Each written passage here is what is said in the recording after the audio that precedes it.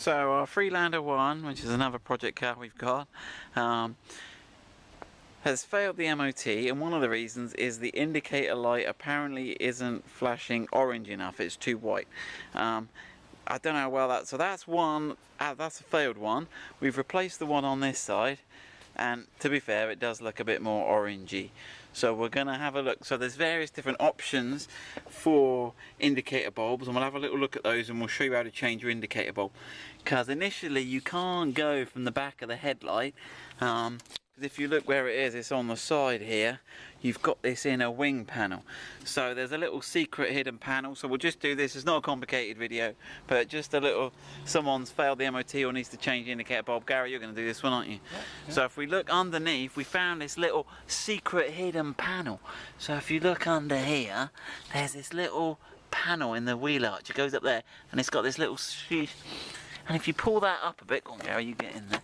Pull that up, the bottom sort of flips out. And if you look at the bottom, now it is held in with a clip, so you don't want to force it too much.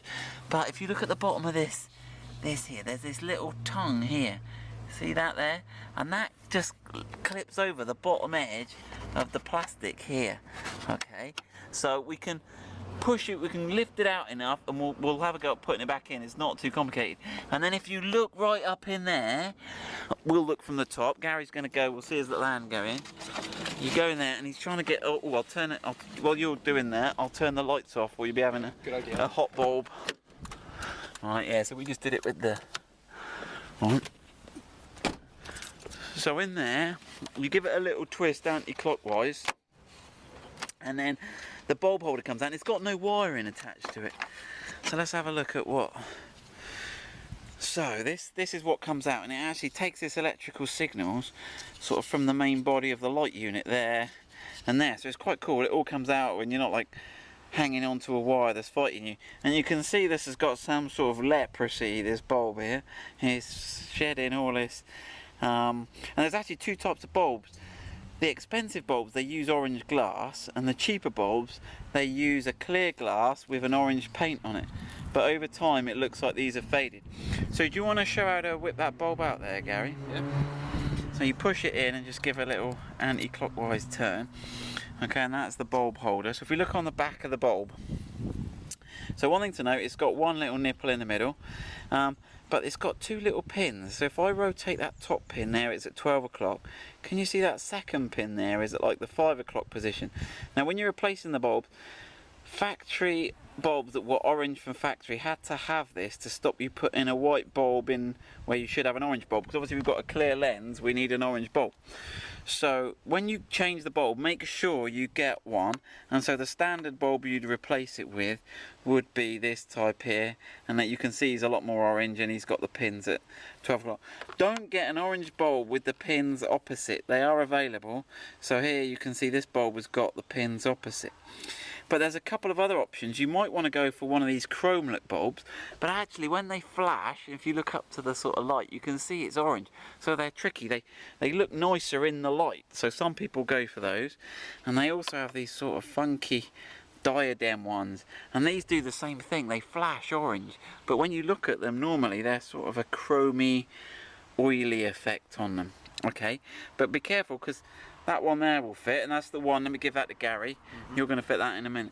But we did find one in our random box, and they'd done a naughty trick. They'd offset the pins along the length of the cylinder. You see that one at the top, he's halfway up, and that one's at the bottom. So your pins need to be both at the same distance up. So not only do you have to get them the right rotation, you have to get them right at the end like that.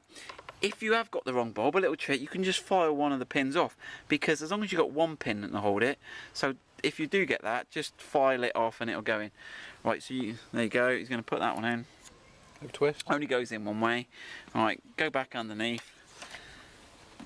Find the little, does it sort of click in when you get it at the right rotation? Yeah. You spin it round and you feel it go. Yeah.